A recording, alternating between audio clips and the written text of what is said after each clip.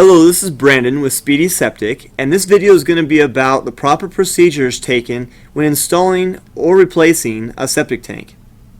It's very important that the proper procedures are taken when doing this job, because not done correctly, it could lead to infiltration in the tank, therefore abusing the drain field, or if there's settling occurs in the tank or the piping, could lead to unnecessary backup and possible problems down the line. The first procedure that needs to take place is to make sure that everything is located in the right area and at the right elevations. If things are not installed at the right elevations, it could lead to an unreliable system down the road. We want to paint and flag off the different areas so that we make sure that enough room is given for each component. The second thing that we want to do is we're going to start digging the hole and decommissioning the existing tank, whether that's made of steel, concrete, or plastic. It may be removed or crushed up depending on what type of material that it is.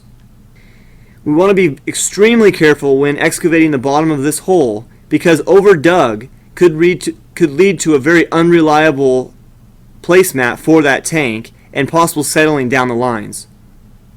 We want a very firm base on native soil and to laser the entire surface of the bottom of the hole to make sure that it's perfectly level. While bringing in the bottom half of the tank, we add a little bit of water to it, as you can see in this slide, just to double check to make sure that the tank is set perfectly level. Next, we carry in the top half of the tank and set that very carefully onto the bottom half to make sure that it's evenly seated in the seam. If this step is not done perfectly, it could lead to a very unreliable seal, which is the most common cause of concrete tank infiltration of groundwater into the system. You can see here with the excavator seating the top of the tank onto the bottom half. And again, it's very important to make sure that this step is done perfectly and installed level.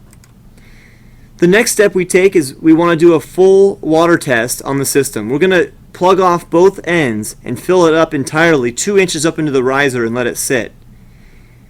This again is another checks and balance to make sure there's no water coming in or going out of the tank. We want it to be a completely sealed off unit. After the inspection by the county representative, no third-party quality control measures will be performed on your construction site.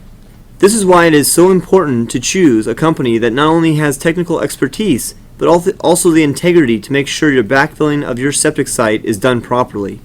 The backfilling process consists of placing approximately 2 tons of dirt on top of and around your new septic tank.